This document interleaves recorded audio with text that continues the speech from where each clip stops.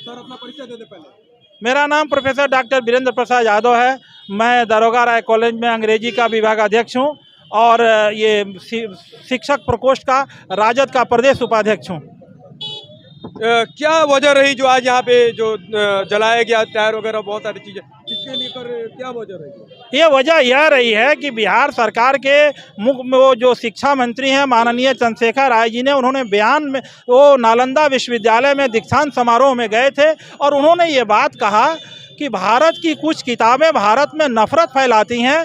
जैसे उन्होंने नाम लिया मनुस्मृति का, रामचरितमानस का, बंच ऑफ थॉट का। इसी पर जो है सांप्रदायिक ताकतें, दंगाई ताकतें जो हैं वो कहने लगी कि ये धर्म का खिलाफत करते हैं, ये हिंदू धर्म का खिलाफत करते हैं, रामचरितमानस का खिलाफत करते हैं। तो मैं कहूँगा कि भाई वो शिक्षा मंत्री ने जो उसमें कुछ लाइनें हैं जो एक को ऊपर और एक को नीचा बताती हैं, उसके बारे में शिक्षा मंत्री ने बोला है। तो कोई भी किताब धार्मिक हो या गैर धार्मिक हो, आस्था का हो या अनास्था का हो, अगर कोई 2, 2, 4 कहता है तो उसको समर्थन होना चाहिए, 2, 2, 5 कहता है तो उसको समझाना जाना चाहिए, निंदा होनी चाहिए। तो इसमें तो उन्होंने कोई गलत बहुत सी होती है, लेकिन धार्मिक किताबों को लेकर के टिप्पणी करना ये कहाँ तक सही मानते हैं? ये मैं कहता हूँ कि टिप्पणी करना, एक बात जान लिए मीडिया कर्मी लोग, चूँकि आप ही लोग इस बात को और तवज्जो दे देते हैं कि टिप्पणी करना, आलोचना करना, समालोचना करना, कटु आलोचना करना, तीनों 3 बातें हैं। उन्होंने कहा कि उस किताब में आया है कि अधम जाति में विद्या पाए, भय अथा यही दूध पियाए।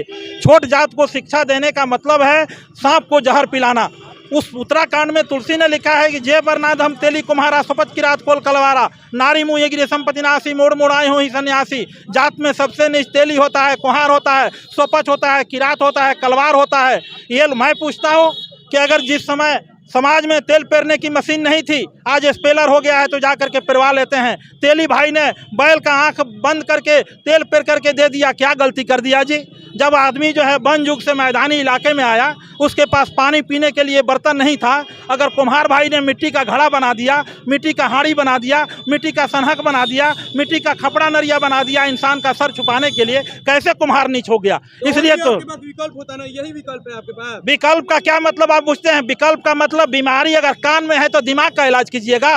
अगर जो किताबें अगर समाज में द्वेष फैला रही हैं, व्यक्ति द्वेष फैला रहा है, तो उस पर मुकदमा होना चाहिए ना। तो शिक्षा मंत्री ने गलत बयान नहीं दिया है। और मैं दावे के साथ कहता हूं कि कभी भी लोकतंत्र की बातें धर्म तंत्र को हजम नहीं होती हैं। और मैं पूछता हूं, शंभू का गर्दन काटने वाला कोई मुसलमान था? द्रौपदी का चीरहरण करने वाला कोई मुसलमान था? मैं कहता हूं कि भाई एकलव्य का अंगूठा काटने वाला कोई मुसलमान था कि कोई सिख था कि कोई ईसाई था? इंद्र मेघवाल की हत्या राजस्थान में कर दिया इन सांप्रदायिक ताकतों ने। तो क्या ये जो लोग हैं, ये जो कहते हैं कि हम हिंदू हैं, संविधान को कोई मुसलमान जला रहा है, कोई सिख जला रहा है, कोई ईसाई जला रहा है? जो लोग अपने को कट्टर हिंदूवादी कर रहे हैं वही तो संविधान जला रहे हैं। इसलिए इंद्र मेघवाल को पानी पीने के लिए मार दिया गया। हिंदू का पानी पीने वाला हिंदू, घड़ा हिंदू का मारने वाला हिंदू, कहाँ का न्याय है? किस हिंदू राष्ट्र की बात करते हैं? इसलिए मीडिया कर्मियों से मैं कहूंगा कि मीडिया जो है 5वां स्तंभ है। आपको पंच परमेश्वर, चौथा पांच, आप लोग जो हैं ईश्वर को पंच परमेश्वर की उपाधि दी गई है। मीडिया का काम होता है जनता की समस्या को सरकार के पास पहुंचाना, सरकार के समस्या को जनता के पास खोलना कि सरकार ये पॉलिसी डिसाइड करती है। तो ये मीडिया का काम होता है। पहले मीडिया समस्या को लेकर के लड़ती थी, आज की मीडिया से ही मीडिया लड़ रही है। लानत है ऐसे मीडिया को। यानी आपके कहने का अनुसार मीडिया एक तरह से चुंगली का जी चुंगली का काम कर रही है। बिकाऊ मीडिया नहीं है, टिकाऊ मीडिया, बिकाऊ मीडिया है, टिकाऊ मीडिया नहीं है। कुछ 5% मीडिया ऐसे हैं जो सेकुलर की बात करते हैं, जो सोशलिस्ट की बात करते हैं, जो भारत के करोड़ों करोड़ों की आबादी की बात करते हैं। बिकाऊ मीडिया नहीं है। मर जाएंगे वो कबूल है, लेकिन जनता की बात को आईना की तरह सरकार के सामने रखेंगे। और सरकार का वो मैं कहता हूँ कि मैं जो लोग बहुजनों के आवाज़ की बात करते हैं, यहाँ के मूल निवासियों की बात करते हैं, और यहाँ के मूल निवासी में वो भी मीडिया बेचारा शामिल है। तो जब तक भारत के संविधान का अक्षरशः पालन नहीं होगा, तब तक जो है भारत का दशा नहीं बदलेगा। यहाँ तो बाबा साहब के संविधान को लागू नहीं होने दिया। आज तक जो है EWS आपने दे दिया, आपने सवर्णों को 10% आरक्षण दे दिया बिना सर्वे का। और ये जो OBC की गणना की बात हो रही है, तो आप मुकदमा लेके चले गए सुप्रीम कोर्ट में। कहाँ का न्याय है जी? जिसको आपने EWS दिया 10% का आरक्षण, उसका सर्वे कराया था, उसका गिनती कराया था, आप बैठे हुए संसद में आपने फैसला ले लिया।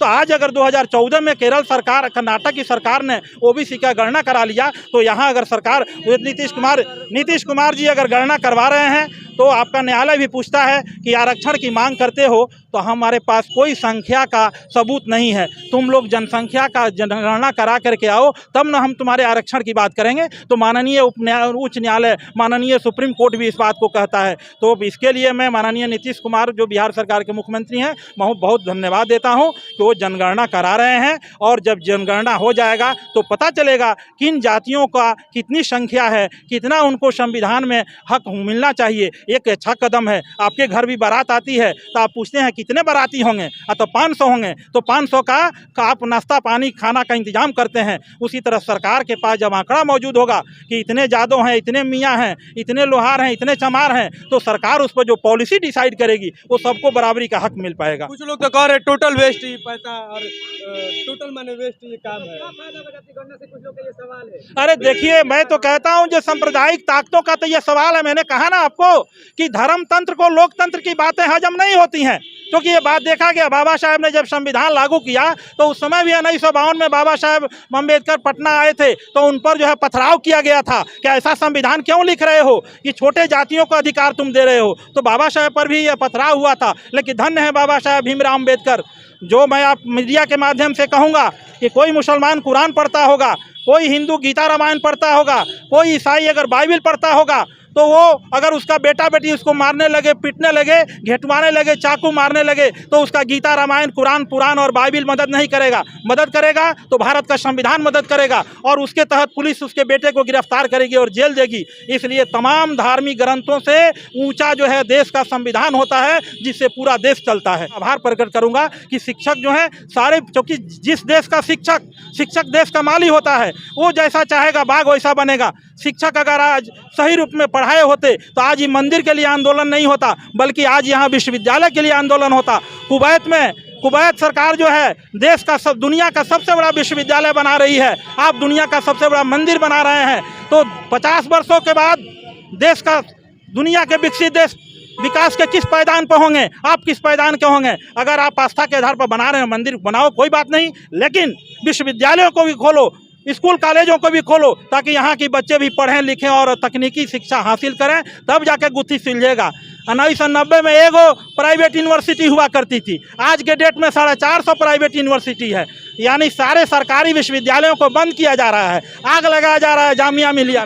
सरकारी में उतना अच्छा पढ़ाई नहीं होता, इसलिए प्राइवेट में और सुधार होगा ना। ये आप लोग मीडिया वाले सरकारी की बात करते हैं, मैं पूछता हूँ कि दिल्ली सरकार ने, अगर वो माननीय मुख्यमंत्री केजरीवाल साहब ने जो शिक्षा व्यवस्था को लागू किया है, और वो दिल्ली में JNU के जामिया मिलिया के पढ़ाए लिखे लोग आज भी जो है संसद में जा करके अड़च रहे हैं, चाहे सीतारमन साहब हो या मनोज झा हो या जो को लोग भी हैं, उसी कॉलेज यूनिवर्सिटी से पढ़े हुए लोग ने संसद भवन में गूंज रहे हैं। ये कैसे कहिएगा कि सरकारी विद्यालयों में पढ़ाई नहीं होती है? ये तो लोगों का कहना है। ये लोगों का कहना है। तो आप तो एक अच्छे पत्रकार हैं जो बहुत अच्छे सवाल दाग रहे हैं, पूछ रहे हैं, जिससे लग रहा है कि लोकतंत्र की अच्छी जानकारी आपको है। इसके लिए मैं बहुत बहुत आभार प्रकट करता हूं कि आपका मीडिया दिन दूनी रात चौगुनी तरक्की करे, क्योंकि आप जो हैं, जो जनता का आवाज़ है वो हमसे पूछ रहे हैं, धर्म नेता से पूछ रहे हैं, राजनेता से पूछ रहे हैं। तो ये बातें होनी चाहिए, तब जाकर के भारत का तकदीर बदलेगा और वैश्विक मंच पर, वर्ल्ड के नक्शे पर कैसे मजबूत और सुदृढ़ भारत बनेगा,